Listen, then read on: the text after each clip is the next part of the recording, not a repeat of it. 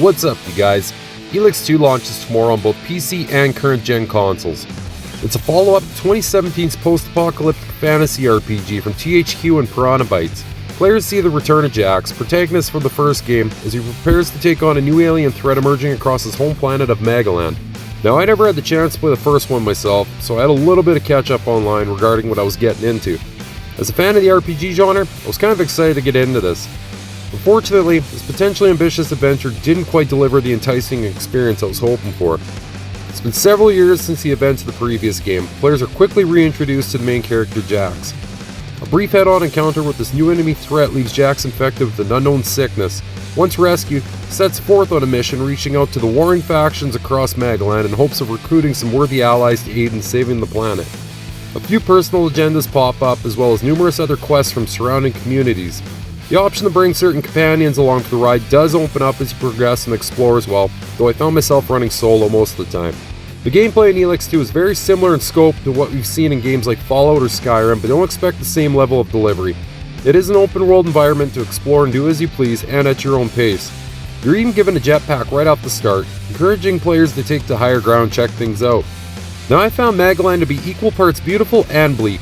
While the handful of smaller communities across the map are populated with NPCs to interact with, most of the world's quite empty and dull, even for a post-apocalyptic setting. Other than a few interesting landmarks, there really wasn't much to keep that initial excitement and discovery going on for more than a couple hours. Now, from a visual standpoint, the game does look good for the most part, but it's got its imperfections.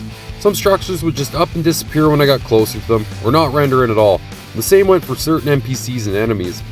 I can still appreciate the amount of detail the devs sunk into creating this bizarre dystopian world, and like I mentioned earlier, it is a blend of sci-fi and fantasy, so it makes for a very unique mix.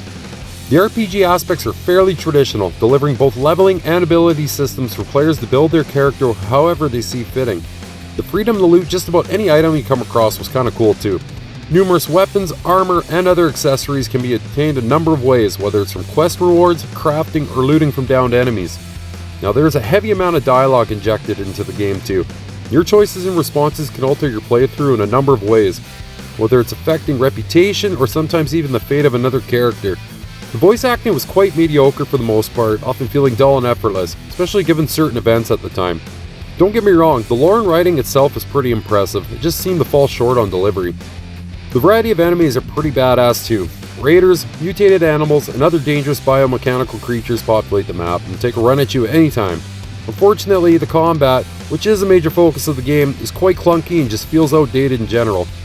More times than not, I found myself dealing with bugged enemies clipping through the ground or into nearby objects, or hitboxes just feeling misplaced in general.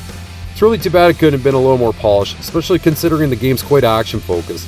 It will get the job done, but trust me when I say it makes for some frustrating moments.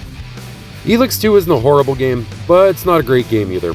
It's got all the proper ingredients for an ambitious, large-scale adventure, but I feel it should have been left cooking a little longer. I can appreciate the effort made with what was trying to be crafted here, but unfortunately the performance issues and often stale dialogue were way too frequent, really throttled down my overall enjoyment for the game. Fans of the first will surely enjoy it, but I don't think I can recommend it really otherwise.